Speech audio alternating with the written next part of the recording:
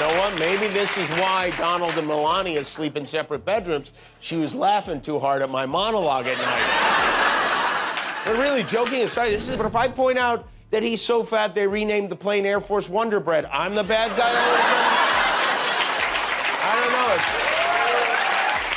All he does is make fun of. He makes fun of disabled journalists. He calls our veterans prisoners of war, even losers. He insults his opponents, his friends, his family. Donald Trump just lost his mind over a joke about his marriage on Jimmy Kimmel Live. At 3 a.m., the former president went on a caps lock rampage on Truth Social, proving once again that the orange man can't take a joke. Kimmel touched a nerve when he suggested Trump and Melania's marriage was colder than a McDonald's milkshake machine. Why does Trump get so triggered by jokes about his personal life? Stay tuned as we break down this hilarious meltdown and what it reveals about the thin-skinned former president. Before we move on, I'd like to ask you a small favor. If you appreciate this content, please take a second to like this video and subscribe to the channel. Over 98% of you watch the videos without subscribing. It costs you nothing, but it makes a huge difference to us. So did you click the subscribe button? Great. Thank you so much. Now, back to the video. So Jimmy Kimmel drops this bombshell about Trump's marriage, comparing it to a freezer full of expired TV dinners. You know, cold, neglected, and past its best by date. It was the kind of joke late night hosts make all the time, but for our thin-skinned former president, this was apparently an unforgivable assault on his precious ego. And now, from Slovenia, please say hello to our former First Lady, Melania Trump.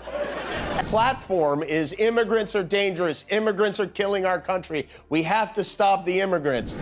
Look at the way these two lovebirds interact with each other. Their chemistry, it's positively smoldering. In the dead of night, at approximately 3 a.m., when most normal adults are sound asleep, Trump erupted on Truth Social with an all-caps tantrum that would make a toddler look emotionally stable. The orange turd couldn't handle a simple joke, blasting Kimmel as talentless and a lowlife, while insisting his marriage is perfect. Nothing says, "I'm totally not insecure about my marriage," like screaming about how perfect it is at 3 in the morning. Am I right? Please welcome our next Commander-in-Chief, my husband, President Donald J. Trump. This appearance, it was as if they caught her in a glue trap at Saks Fifth Avenue and dragged her there. To me, there's nothing more beautiful than watching a man and his wife try not to smudge each other's bronzing cream, you know? What's truly revealing about this meltdown isn't just the timing, but the desperate need to control the narrative about his personal life. When most presidents get roasted, they laugh along. Remember Obama cracking up at correspondents' dinners while comedians targeted everything from his policies to his gray hair. Meanwhile, Grumpy Trumpy not only refused to attend these events, but throws digital tantrums when anyone dares joke about his personal life. It's worth noting this isn't Trump's first rodeo with comedy-induced rage. Remember when SNL mocked his tiny hands? The man supposedly running the country devoted precious brain space to defending his finger length. She greets him like he made a delivery to her art gallery. Melania Trump made a rare appearance in compliance with Section 3, subsection 2.7 of her prenuptial agreement. Because that's what stable geniuses do, apparently. The wee hours timing of Trump's rant speaks volumes about his psychology. Something about the dark of night seems to amplify his insecurities. When the world is quiet and there's nothing but his thoughts and that glowing phone screen, that's when the real Trump emerges, furiously typing in caps lock, unable to let even the smallest slight go unanswered. Only Donald Trump would call his wife in to watch a top secret mission like it was a TikTok of a baby hippo or something. 2019, her husband called her in to watch a classified military operation even though she didn't have security clearance. What makes this particularly juicy is how Kimmel's joke clearly struck a nerve. The explosive reaction suggests the comedian hit uncomfortably close to home. After all, if Trump's marriage was truly as perfect as he claims, would a silly TV dinner comparison trigger such an unhinged response? Or is it possible that Donnie Diapers doth protest too much? While Kimmel's TV dinner jab left Trump fuming, he's hardly the first comedian to turn the former president into a rage tweeting mess. Trump has amassed an entire comedy nemesis hall of fame, talented jokesters who've discovered the special sauce for cracking his paper-thin ego like an egg on hot pavement. Alec Baldwin stands tall in this elite group of Trump triggerers. His pouty-lipped SNL impression wasn't just annoying to Trump, it drove him completely bananas. The supposedly tough guy who boasts about his strength. You know what? Maybe this is why Donald and Melania sleep in separate bedrooms. She was laughing too hard at my monologue at night.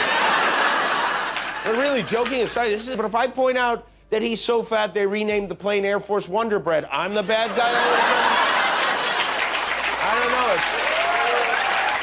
know. All he does is make fun of, he makes fun of disabled journalists, he calls our veterans prisoners of war, even losers. He insults his opponents, his friends, his family. Couldn't handle a little television mockery without demanding government intervention. Trump actually called for the Federal Communications Commission to investigate SNL and pushed for the show's cancellation. Imagine being so fragile that you think the federal government should punish a comedy show for making fun of you. Then there's Rosie O'Donnell, who occupies premium real estate in Trump's grudge portfolio. Her jokes about his financial situation and personal life sparked a vendetta that's lasted years. While most public figures might brush off a comedian's barbs, Trump turned it into a years-long obsession, repeatedly attacking O'Donnell with personal insults that revealed just how deeply her comments wounded his ego. John Oliver's brilliant Make Donald Trump Again campaign hit another sensitive nerve: Trump's ancestry and family name. The segment was so effective that Trump's team scrambled to publicly deny the family had ever changed their surname. It's remarkable how a simple joke about his lineage forced his entire PR machine into damage control mode.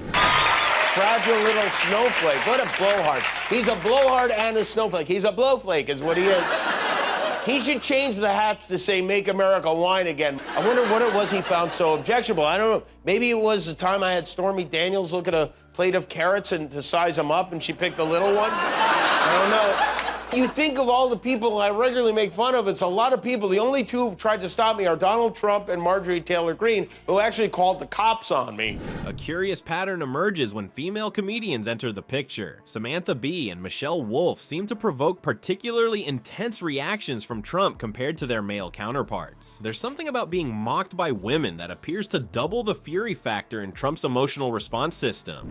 The article says news of these calls spread around the corridors of power in Washington. Wow, what a plot twist.